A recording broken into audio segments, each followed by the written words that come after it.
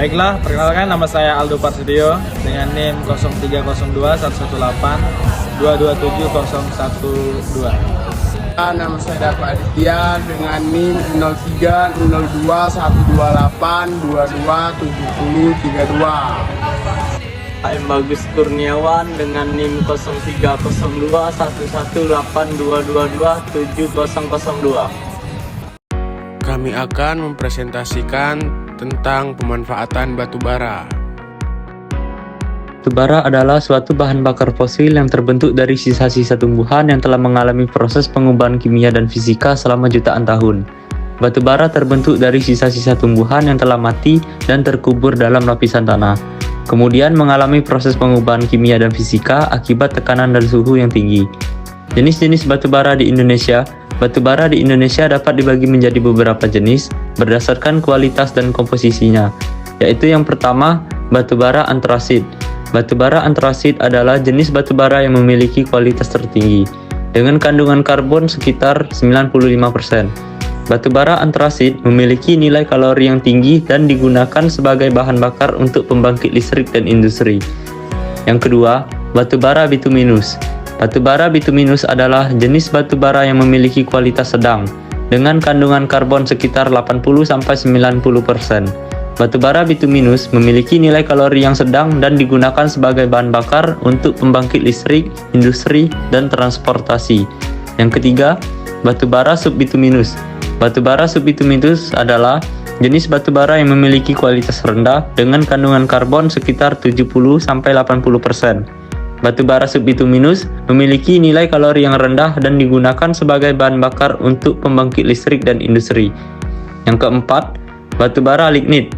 Batu bara lignit adalah jenis batu bara yang memiliki kualitas sangat rendah dengan kandungan karbon sekitar 60-70%. Batu bara lignit memiliki nilai kalori yang sangat rendah dan digunakan sebagai bahan bakar untuk pembangkit listrik dan industri.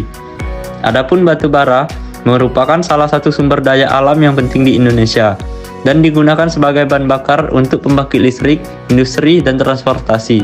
Indonesia merupakan salah satu produsen dan eksportir batu bara terbesar di dunia. Berdasarkan informasi yang disampaikan oleh Kementerian Energi dan Sumber Daya Mineral Indonesia, baiklah, gasifikasi adalah proses pengubahan bahan bakar padat seperti batu bara, biomasa, ataupun limbah jadi gas yang dapat digunakan sebagai bahan bakar atau bahan baku industri.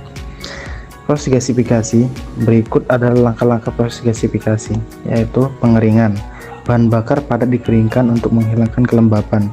Setelah itu penghancuran. Bahan bakar padat dihancurkan menjadi ukuran yang lebih kecil untuk meningkatkan luas permukaan. Setelah itu gasifikasi, yaitu bahan bakar diumpankan ke dalam reaktor gasifikasi di mana ia bereaksi dengan oksigen dan uap air pada suhu tinggi. Keempat, yaitu reaksi kimia.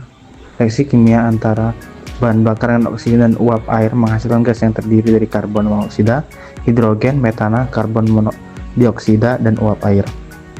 Setelah itu pembersihan gas. Gas yang dihasilkan kemudian dibersihkan untuk menghilangkan impurities seperti debu, sulfur, dan nitrogen. Penggunaan gas. Gas yang telah dibersihkan dapat digunakan sebagai bahan bakar untuk pembangkit listrik, industri, ataupun transportasi.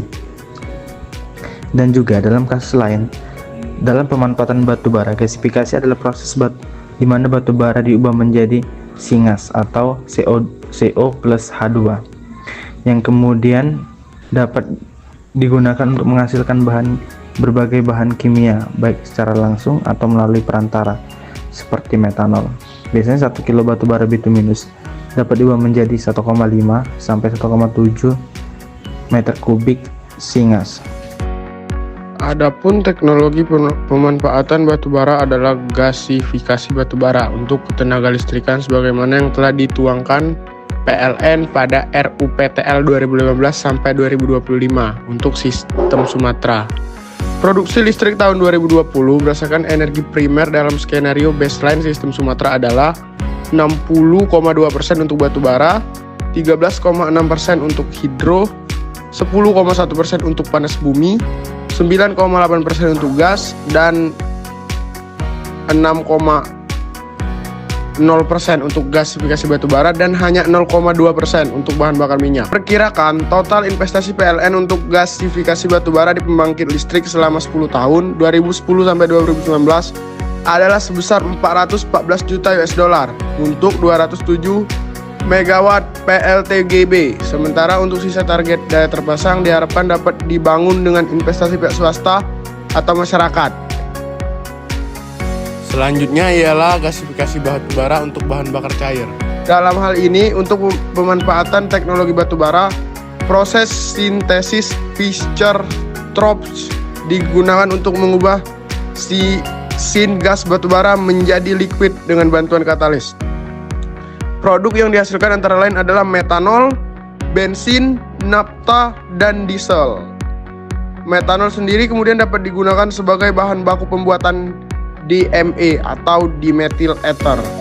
Bahan bakar transportasi, bensin, solar, dan bahan bakar jet saat ini berasal dari minyak mentah yang memiliki kandungan hidrogen sekitar 2 kali lipat dari batubara. Untuk batubara, untuk menggantikan minyak, itu harus diubah menjadi cairan dengan kandungan hidrogen yang mirip dengan minyak dan dengan sifat yang serupa. Hal ini dapat dicapai baik dengan menghilangkan karbon atau dengan menambahkan hidrogen. Sementara juga sebagian besar menghilangkan unsur-unsur seperti belerang, nitrogen, dan oksigen.